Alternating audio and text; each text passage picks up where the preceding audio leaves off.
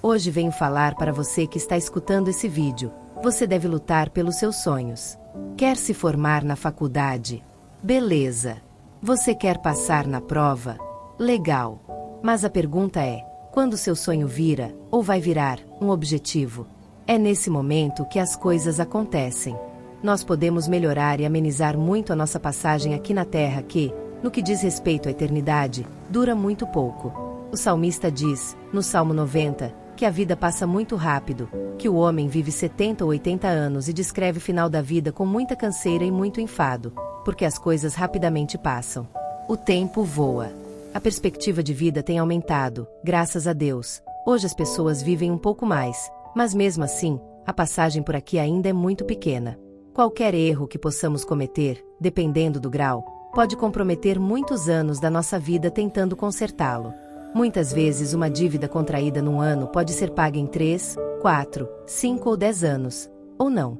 Muitas vezes, para que esse erro seja pagado, algo precisa ser feito, um tempo precisa passar para que seu nome seja removido de um órgão de proteção ao crédito.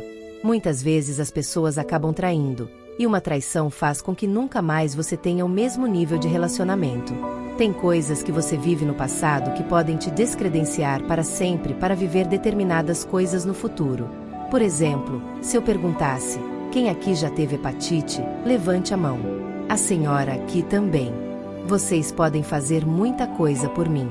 Se eu caísse aqui agora, você poderia me ajudar a levantar. Se eu precisasse de um dinheiro, você poderia me emprestar. Mas se eu precisasse do seu sangue, você poderia me doar? Não, nunca mais. Mas você não tem mais hepatite, já ficou curada. É verdade, mas isso descredencia você. É muito importante nós entendermos que, por mais que venhamos a nos recuperar, tem determinadas coisas que podem nos descredenciar para sempre. Eu estou falando aqui usando uma patologia como exemplo, mas o que eu quero falar é de que muitas pessoas cometem erros gravíssimos e depois precisam levar muito tempo. Deixam de viver para sobreviver.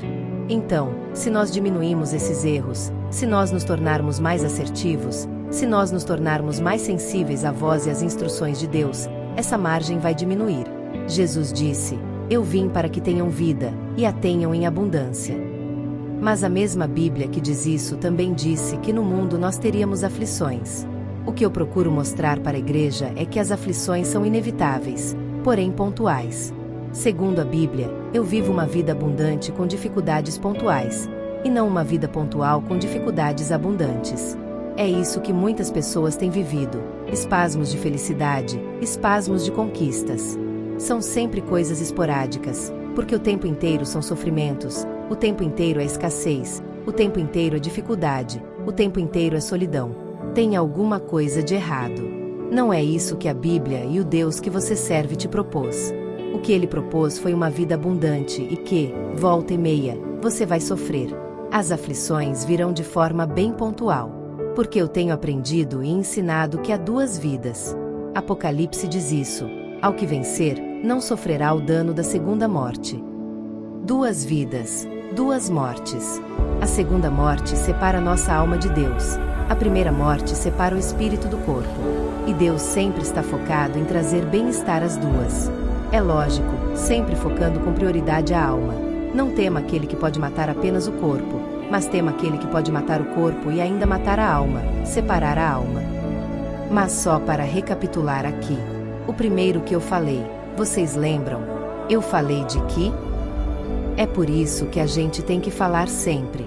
Por muito tempo eu tive dificuldade de repetir as coisas, porque parece que quem repete não tem conteúdo, fica falando sempre a mesma coisa.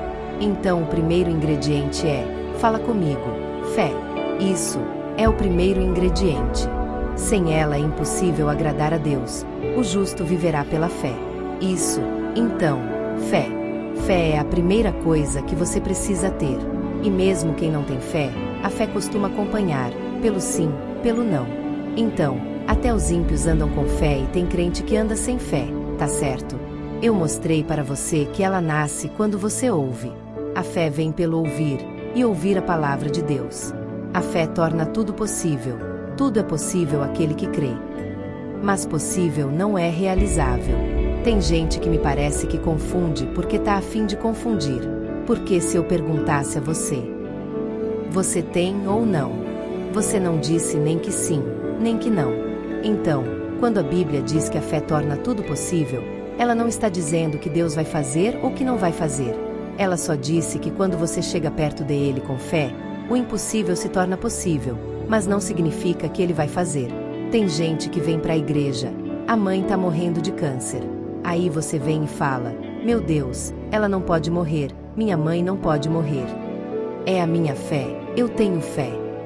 Chamou os irmãos, tudo, até os cachaceiros vêm para a campanha e vamos embora. Une a fé de todo mundo. Aí a mãe morre. O que faltou? Fé. Não. Porque a fé não dá garantia que vai acontecer.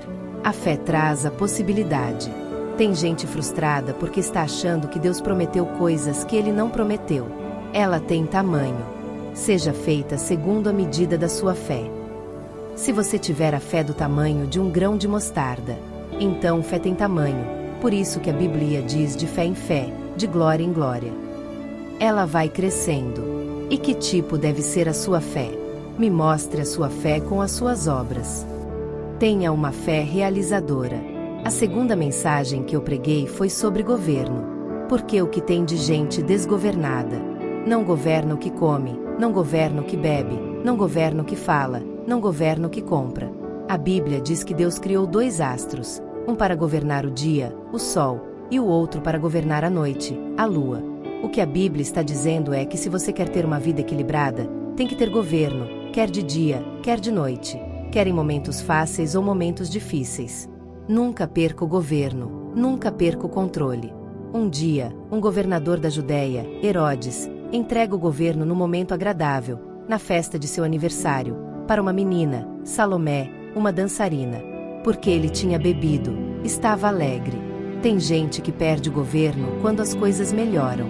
Basta clarear que as pessoas perdem o governo. Estava difícil para Jesus, então ele fala para seus discípulos, eu preciso do apoio de vocês, me ajude. Foi orar, quando voltou, eles estavam dormindo.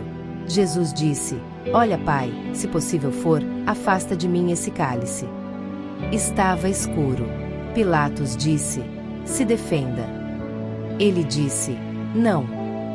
Os soldados disseram, desça da cruz. Ele disse, não. Estava de noite, mas ele tinha o governo. As pessoas o provocavam dizendo, salvou os outros e não salva a si mesmo. Se você é o Cristo, desça da cruz. Se ele não tivesse controle, ele desceria para mostrar para os outros que ele podia, mas ele não era governado pelos outros, ele era governado por seu propósito.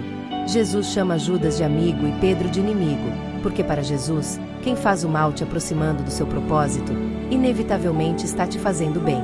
Foi isso que José disse para seus irmãos. Vocês não me venderam para o Egito, Deus é que me enviou na frente.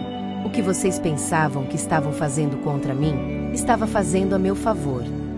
Foi para isso, governo. O que nós precisamos hoje é de pessoas que têm o governo. Governo para conseguir ler a Bíblia, porque tem gente que diz que não consegue. Não lê porque não governa, não ora porque não governa, não jejua porque não governa, não estuda porque não governa, não poupa porque não governa, não oferta porque não governa, não dízima porque não governa, não tem um bom casamento porque não governa. Porque quem governa, domina. Lembro que Deus está conversando com Caim sobre governo. Caim, o pecado já está à porta, batendo, mas a você cabe dominá-lo. Assumir o governo e dizer, eu abro ou não abro. A terceira, eu falei sobre pessoas. E mostrei que as necessidades das pessoas são sempre pautadas em 3 esferas: material, emocional ou espiritual. Quando Esaú perde a primogenitura, o que ele tem é uma necessidade material, física, ele tem fome. Quando Ananias e Safira se perdem, o que eles têm é uma necessidade emocional, eles querem ser ovacionados, respeitados.